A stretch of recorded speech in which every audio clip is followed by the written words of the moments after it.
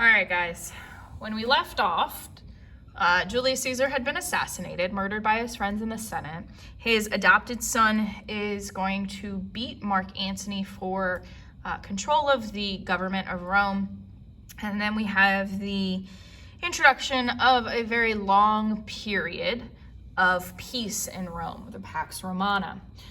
So he creates this vast and powerful empire, which just means Octavian is going to be renamed Augustus, and he's going to use his time to expand the Empire of Rome, and he's going to lead the empire to 207 years of peace from 27 BCE to 180 CE. So literally 207 years. In this time period, we're going to have an increase in economy. The economy, that's just money, is going to be, hold on, I'm going to go back, is going to be increased because agriculture is going to be more organized, and it's going to become the most important industry in Rome. If we look at how big the Roman Empire is, so it starts in the Italian peninsula, it's going to go all the way to Spain, the top part of Africa, including part of Egypt. We're going to have all of modern day Turkey, all the way over back again, and even go up here to the British Isles. So that many people have to be fed. Well, you also need to find a way to make everything the same almost. So we're gonna have the whole empire using a uniform silver coin. This denarius is going to allow people, no matter where you go in the empire, you can use the same type of money to buy and sell goods. Now let's think about that. If in the United States, we went from one city to the next, but we couldn't use the same type of coinage, currency, that would be a problem. And that's what originally was happening in Rome. So Octavian Augustus makes the decision, we're only gonna use one type of currency, people, one type of currency. So no matter where you go in the empire, you can buy food, you can buy lodging, you can go shopping, you can trade for goods, all of that stuff. He's also going to build roads. When we build roads, we give people jobs. Remember all of those military folk who don't have a job? Well, Octavian Augustus makes the point that these men need a job so they can sustain their family, they can support their family. And he's going to do that specifically by building roads. Now these roads are specific. They're wide enough to fit, I think it's 8 soldiers across. So they're going to be super wide. And they're going to be level enough that a cart carrying military supplies can go without being stopped in mud, hit bumps and break a wheel, that type of stuff. So this is going to be a specific trade that will give people purpose and will keep the empire safe. He's also going to create prosperity and stability. If you give people jobs, if you make money in the empire and you have safety, then people are happy. We don't have to worry about too much within the empire. So we're gonna make sure that everybody is happy. He's also going to make sure that he stabilizes, let me just put all of this up here. He stabilizes the government. Prior to this, the Roman senators had literally killed an emperor. Granted, Julius Caesar wasn't perfect, and he did take some stuff that he probably shouldn't have, but Julius Caesar was murdered by the senators. So Augustus is going to rebuild, and he's going to make sure he includes the poor class, the plebeian class, within the government. He may not have given them top jobs, but he's going to make sure that they feel important by managing the grain supply, making sure there's enough bread for everybody to eat. He's going to make sure that they have a job collecting taxes, because then they have a hand in collecting taxes and feeling important. And then he's going to have them managing the postal system. The postal system is nothing new, and it's been in place, but by giving the plebeians a job, it allows them to travel, it allows them to sustain their family, and it makes everything stable. Now, this is a very twisted view of a Roman road. It's going to be much wider. You're going to literally be able to walk men side by side. But this is the idea. He is also going to make sure, maybe not so much in writing, but Augustus is going to make sure that when he dies, make sure I can put all of this up, somebody that is smart, who isn't going to let power go to his head, is going to take over. He should have, possibly, but he didn't. There was no written law on how to transfer power from one person to the next. Thankfully, there are 5 good emperors that allow 200 years of peace in Rome. So that's like, what, 2.5, maybe 3 generations of people, possibly, to live through this peaceful time. And if we look at the time period, because remember, we went from what, like almost 30 BC to like 160 AD or CE. So if we look at this, 30 BC, 160 AD, something happened in there.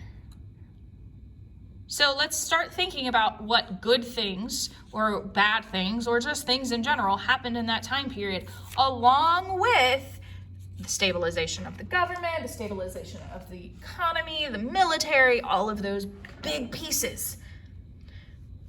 Put that in the back of your brain. Because 5 good emperors, what goes up must come down, of course. Money troubles first.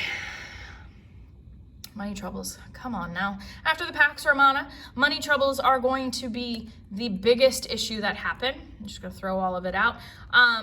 The first big thing is that invaders are starting to attack, not just in the Mediterranean Sea, the Black Sea, but also in the northern portion of the Roman Empire in Europe. We are going to be attacked on the roads. We're going to have all of our goods stolen. Maybe we're murdered every once in a while. Oh man. And now, even though we have a really good economy going, those rich folk, they're at it again. They're going to spend their money outside of the Roman Empire. Now, what could be more important and more profitable outside of the empire? Well, goods from Asia. So we've got spices and textiles and goods from China and India. And these pure gold, pure silver coins, again, are going to be diluted with less precious metal. So that gold and silver is going to be spent and sent out of the empire. And I have to figure out, how do I make more coins to sustain my empire? Come on now, people. Why are we doing this again? I am going to take those gold and silver coins that are still in my treasury, and I'm going to melt them down, and I'm going to mix them and make them less pure. So the value of that pure gold is now half as valuable because I have just mixed it with copper. That also causes inflation. So I have the devaluation of my coins, and that bread that was so inexpensive, it was still so yummy, and now I want more. I have to pay more for that single loaf of bread. I have the inflation of goods. My farms are also going to start to decrease in production. For 200 years, I have overproduced, overworked my farms. I never gave it time to rest. I wasn't able to put nutrients back into the soil. I had to feed all of these people. Well, now instead of making 100% production, I'm at like 60% production because my crops are being eaten by bugs, being destroyed by invaders. Maybe it's just not growing as well. So I have food shortages. Well, who's going to be the first to be hit by food shortages? The poor people. And if I'm not well fed, I'm going to become weaker. My immune system is going to become weaker. So I'm going to get sick more easily. And if Dad, in a patriarchal society such as Rome, if Dad can't take care of us, either as the actual biological father or the emperor, man, that's just family unit. We can't do anything with it in Rome. My emperor cannot keep me safe, which is like the father of the empire. And I guess we just have to move on. But where do we go? Well, we can't go anywhere just yet because the military is having a lot of issues, which means everybody's stuck in Rome. The Germanic tribes in the north, modern day Germany and France and Scandinavia and a little bit of Russia, they're attacking. And if I can't get paid because, that coin that you just gave me is only worth about half of what it used to be, soldiers no longer have any discipline or loyalty to Rome. The emperor can't pay me, so why am I going to put my life on the line? My commander can pay me, at least for a little bit. But then the emperor is going to pay mercenaries? Because they don't know the difference between the good gold and the bad gold. So the foreign soldiers are going to fight. Okay. But when the money runs out again, the foreign soldiers leave. And then, politically, I do not want to be. Nope, thank you. I don't want to be in the government because y'all don't know what you're doing. I am no longer a Roman. I am going to be my own person. I am going to keep myself safe. I definitely don't want to be in government if I can't get paid right, if I have no actual power. Oh, and let's talk about the 26 generals. And out of the 26, 25 of them are going to be murdered when they've only been in control for maybe 5 years. So as a Roman citizen, nothing's safe. As a poor Roman citizen, who am I going to turn to? Oh, goodness. All right, cool. Diocletian comes. Yay, Diocletian. Sweet. He has found something to keep us all together. Let's persecute the Christians. Now, remember, Romans believe in mythology up until Jesus was born in 0. He dies in 33.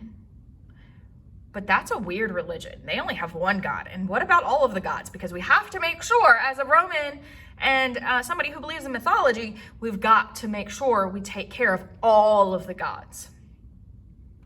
So Diocletian gives everybody a common enemy. He hires more military folk, inside and outside. He talks to the Germanic tribes saying, hey, let me pay you to work for me. And we can go after these evil people because they are different from us. And then he realizes that the empire is still far too big. So he's going to split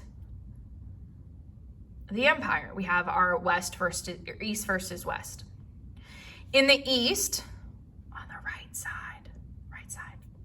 we're going to speak Greek because the peninsula of Greece is still included in that area.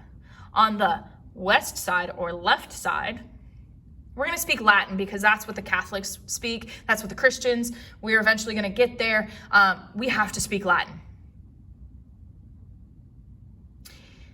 Diocletian's going to take over the east side because guess what? That's the safe side. It's away from the Germanic tribes. And he keeps control. So he's like the main emperor and he has a vice emperor who's in control of the West. But the vice emperor has to still talk to him. But when he dies, everybody gets back in arms. Well, now we don't have a common enemy. What are we going to do? Well, the West just decides to not try anymore. Diocletian is going to die. The Germanic tribes are attacking. Now, the Germanic tribes are actually attacking so they can get away from the Huns. The Huns are a type of Mongols from Asia. So the Germanic tribes are attacking. Oh, I like this piece of land. I'm a Germanic tribe, and I'm going to stay right here. I'm going to take this land. I'm going to take this farm. This is mine now. And so the Germanic people are migrating into modern-day Germany, into modern-day France. Attila the Hun is a type of Mongol. He's a guy. He's a chieftain. He's in charge of a big old group of humans. And he's attacking. He's actually coming from way over here off the map. And he goes, ba-doop, ba-doop, ba-doop, ba-doop. And he's attacking all of the Germanic tribes. So the Germanic tribes are like, I'm running. Ooh, I like this land. I'm going to stay here. Ooh, I like this land. I'm going to stay here. Well, Attila the Hun is eventually going to meet up with the Pope because Catholicism or Christianity is going to take hold after Diocletian dies. And so Attila is going to negotiate with the Pope, and the Pope is going to be like, yo, you can't attack our people anymore. You've got to go. Our God is on our side. We don't want any trouble with you. Take your goods and go. And he does. And so Attila is going to die, and his people go back home, and they're not going to be a threat to anybody in Europe anymore. But the Germanic tribes are like, wait, hold up. Y'all just got rid of our one enemy, and I'm going to take this land from you. This is mine now. Bye. So the Eastern Empire, in the purple right here, it's going to continue. But it's no longer going to be known as Rome. It's going to change its name because Rome has fallen. Rome is, it's got bad reputation. I don't want anything to do with you now, Mr. Rome. I'm going to be named the Byzantine Empire. I'm going to take all of the cultural traditions, the language from the Roman Empire, and I'm going to hold on to it. I'm going to keep it safe in my library because this half of the Roman Empire is now chaos.